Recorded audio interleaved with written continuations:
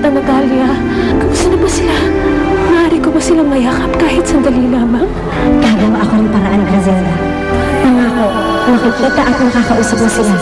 Hanggang sa mga natin pakikita. Let's make the dinner appointment. We're about to crush them. Kayo ba namang hindi diplomatic sa kanila? We would like to know kung anong gusto nila mangyari. So let's go ahead and do it. Sigurado ako pinaplano yung Fernandong yan. By all means, make sure that dinner does not go well. Papa, buhay pa pala yung babae yan. Kasama na yung mag-ugali! Ano ba nangyari? Involved ka ba dun sa gulo? Of course not, Daddy. Si Ate! Papa, sino man na gusto na sirang damit sa tindahan namin? Sir, iiwan ko muna yung kasama ko dito sa inyo para maka-withdraw ko ng pera.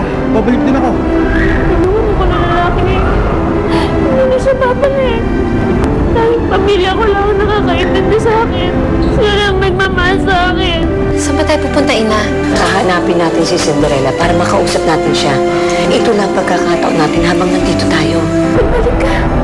Masabi ko lang naman sa'yo, di ba? Mag-ATM ako para kumuha ng pera. Patawarin mo kung hindi ako naniwala sa'yo. Pwede ba tama na muna yung drama mo? Ayusin na natin to, okay? Mami, ito pa yung okay na ba? Sir, bali, 2,243 po yung babayaran. Hindi ko yan. Salamat po. Later. Wala na nga.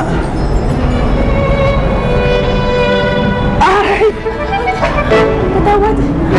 Sunod ka lang, okay? Distansya. Really? Yes, ninudgod ko ang pagmumukha niya dun sa aquarium ng fish. Buti na lang, hindi siya kinagat ng mga fish. That will really be funny. Wait, are you sure hindi naman nakita ng daddy mo? Hindi nakita ni Dad. Kasi sabi ko na nagkakagulo na, kaya... What are my two girls talking about?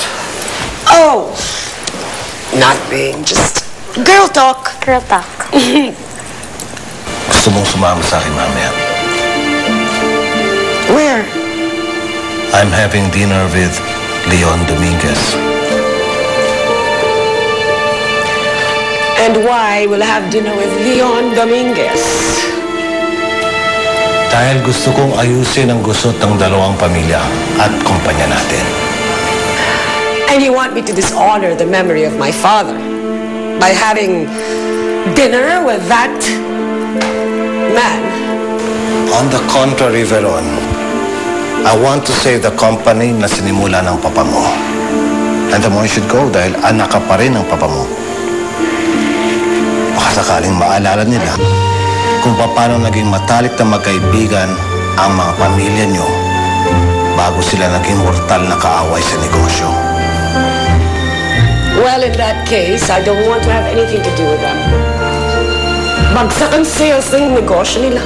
So, why should I have anything to do with such losers? Teka, tanong ko nga sa'yo. Bakit hindi ka nakaka-uwi sa inyo?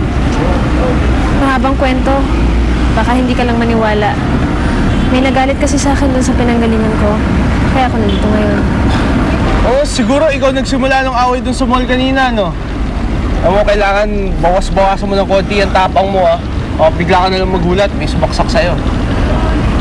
Matapang lamang ako, pero hindi ako nag-umpisa ng away. Malaki ang kaibahan nun. Talaga, ah? Eh, bakit ako? Nakilala mo pa lang ako. Inaway mo na agad ako. Oh, naalala mo? Sinampal mo pa ako, di ba? Bakit mo ginawa yun? Mag-uumpisa na naman ba tayo dyan, ha? Ilang beses ko ba dapat sabihin sa'yo, hindi kita hinaligan? Hindi yun ang ibig mo sabihin. Bakit mo ko tinubos doon sa tindahan? Ngayon lagi naman kita ninaaway. Ano naman gusto mong gawin ko, ha? Iwan ka lang doon na parang payong. Pangit naman doon, ba? Parang ano na lang to. Pasasalamat ko sa lahat ng ginawa mong tulong kay Lola. Para sa amin ni Lola. Patawad, ah. Saan? Doon sa sinasabi kong hindi ka mukhang prinsipe. Hindi totoo yun. Mas magiting ka pa sa isang prinsipe. Teka lang, ha? Sa lahat ng naging kasalanan mo sa akin, diyan ka pa humihingi ng tawad? Wow! Himala! Bumiti ka! At nawala ang himala. Sir, Ano, Celia? yun pong tungkol kay Grasilda. May balita ka ba sa kanya?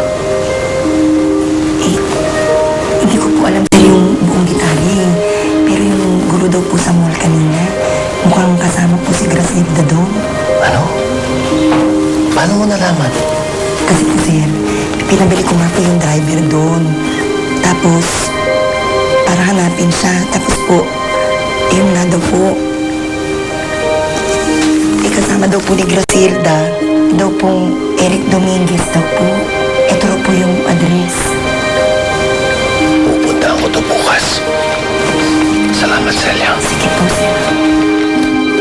Maaari ba ako magtanong? Bakit saan? Di na wala yata ako nakikita ng kasundahan ko. Ako? Dati meron. Pero nasa abroad na siya.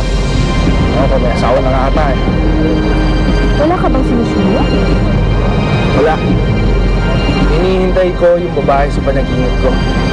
Talaga? Napapanaginipan mo siya? Lagi. Sa panaginip ko, nilapitan niya ako. Tapos hinalikan niya rin ako. Nararamdaman ko, balang araw makikilala ko na rin ang babae sa panaginip ko.